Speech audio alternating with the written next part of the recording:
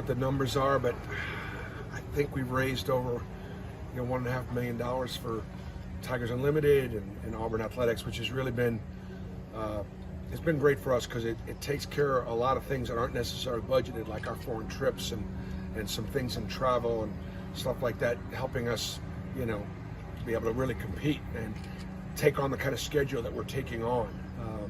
Going to Maui, for example, it's an enormous undertaking and a great expense. Events like this help us be able to stay within budget. And now we've transitioned Bruce Barkley basketball to becoming an NIL event.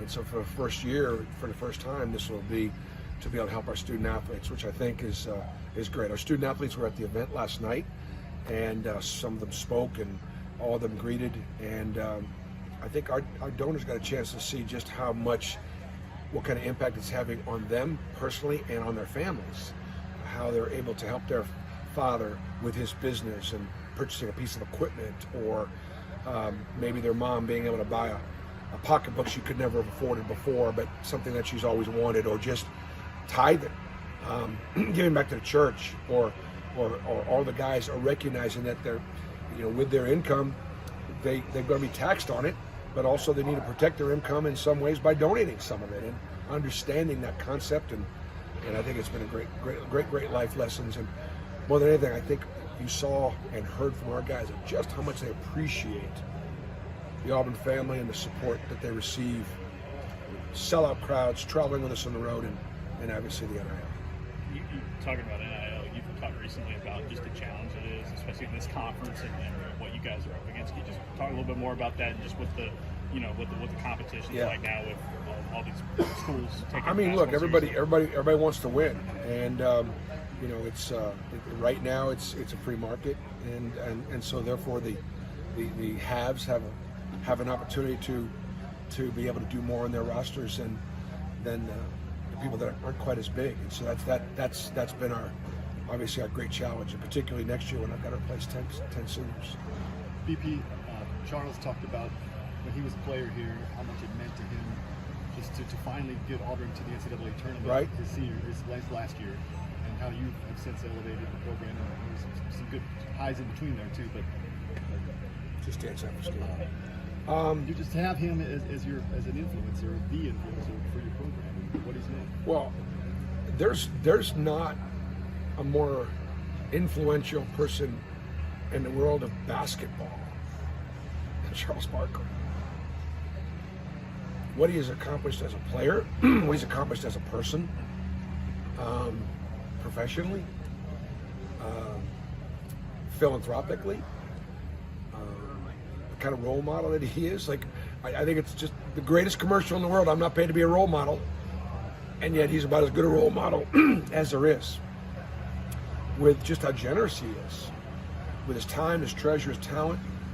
So you talk about, somebody that sort of represents and embraces being an Auburn man and representing the Auburn family. So absolutely, when we are selling the dream about playing in Auburn, we're selling you have a chance to play at a place where Charles Barkley got started, and gives a great deal of credit to for helping him overcome the challenges of a young man from a small town. And he's a great American story. Bruce, like you said, we talked to you a few days ago, but a couple days into practice, what are some of your early impressions from seeing him on the court? I think the offense is behind the defense.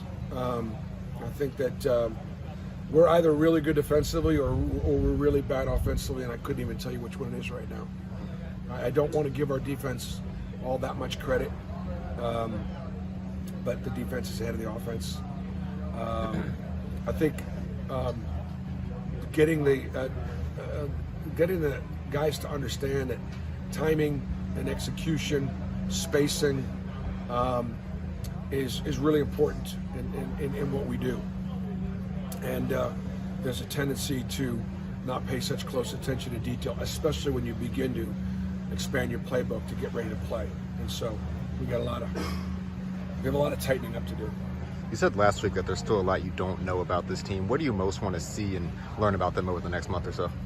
Man, it'd be great if we could see, some consistency of performance it's been a little bit like the Dow Jones. It's been a little bit up and down, and my trying to find out who's going to start at point guard, like, you know, who's going to start at 2, 3. I mean, literally, I think the only position that I would say where, you know, where it's been established is most likely Janai Bloom at 5. And we're at the beginning of October, and literally there are 4 spots that are wide open. Okay. Just wondering, you talked about Chaney last week and Yeah. just how his teams have been winning a lot.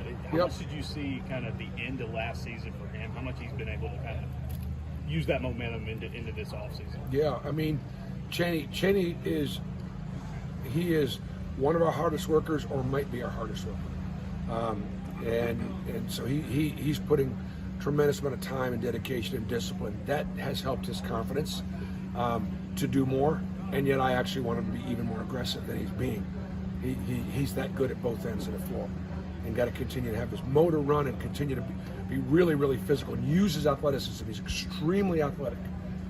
I got to get him to use that athleticism and become more of a dominant offensive and defensive player. He's capable.